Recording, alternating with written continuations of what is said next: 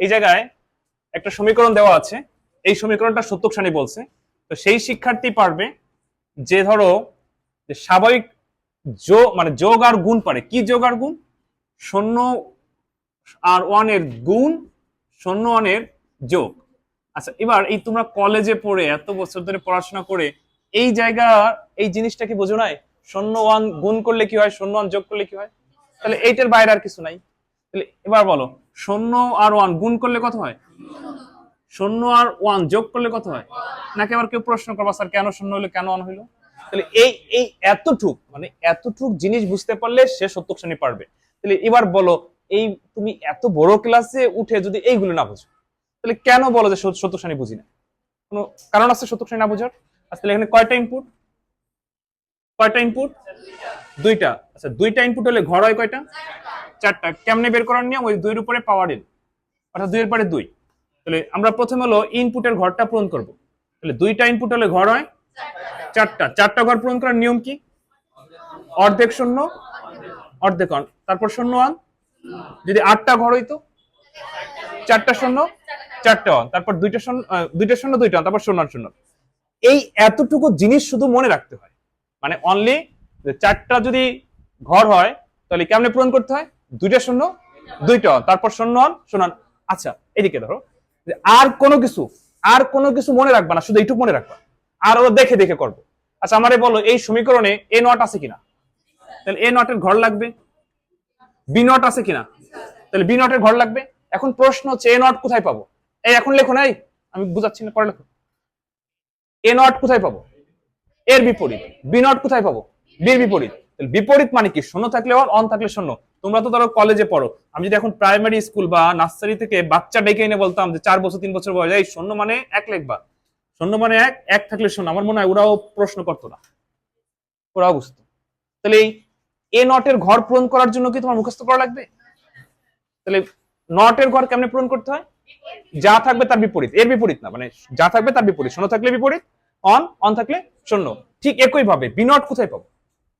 বির বিপরীত। তাহলে শূন্য থাকলে অন, থাকলে শূন্য, থাকলে অন, থাকলে শূন্য। তাহলে সত্যক সারণী করতে গেলে এই জিনিসগুলো লাগবে, কখনো বিপরীত, কখনো ওই গুণ অথবা যোগ। আচ্ছা, এই পর্যন্ত তো ক্লিয়ার। এবার আমরা দেখতে পাচ্ছি যে এ নট বি নটের সাথে এ প্লাস বি গুণ হইছে। তাহলে এইটা তো আগে সৃষ্টি করে নিতে হবে। তাহলে আগে এবার বানাবো কি? এ নট বি নট।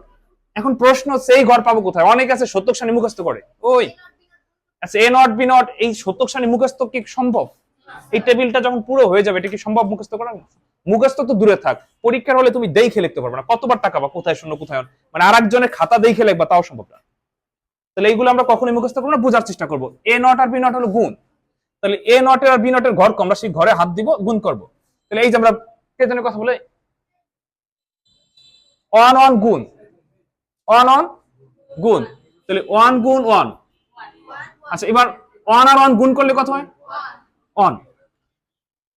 তাহলে এক আর এক গুণ করলে যে এক, এইটা কি তোমার এখন কেউ শিখাবে?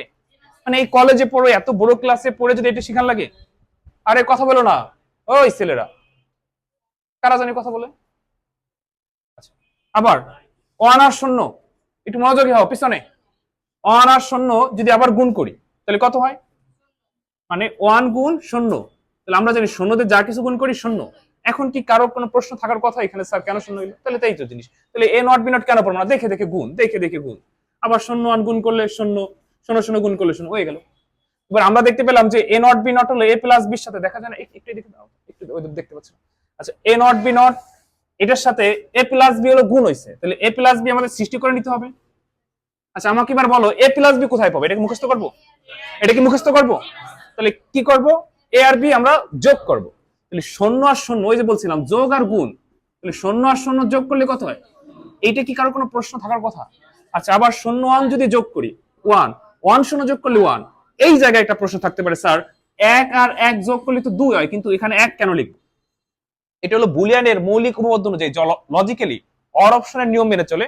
অর গেইটে যেমন একটা ইনপুট অন বা সকল ইনপুট অন হলে আউটপুট অন পাই না? তাহলে এই জায়গা দুইটা ওয়ান মানে একটা ওয়ান, এই ওয়ান মানে হলো অন না, এই ওয়ান মানে হলো চালু, এই ওয়ান মানে কি? তাহলে ব্যাপারটা দাঁড়াইলো হলো চালু যোগ চালু, তাহলে কি হয়? চালু। বুঝছো বুঝছো? তাহলে এক আর এক দুই না, এখানে এক আর এক কি? দুই না, তাহলে চালু। এক চালু চালু যোগ চালু যোগ করলে চালু। আচ্ছা এই পর্যন্ত বুঝছো? আচ্ছা এবার আমাকে বলো এ প্লাস বি এই ঘরের সাথে এ নট বি নট কি হয়েছে, গুণ না যোগ? তাহলে এই ঘর আর এই ঘর গুণ। তাহলে আমরা এখানে সমীকরণটা লিখি A not B not bracket A plus B. এখন এই ঘর কোথায় পাবো বলো তো? এই এই দুই ঘর গুণ করবো। তাহলে শূন্য আর আবার সেই শূন্য আনের গুণ, মানে এই ঘর এখানে যদি তোমাদেরকে শিখাইতে হয় শূন্য আর অন গুণ করলে শূন্য হয়, শূন্য অন গুণ করলে শূন্য, শূন্য অন গুণ করলে শূন্য শূন্য, এটা কি শিখানোর জিনিস মানে এই বয়সে এসে?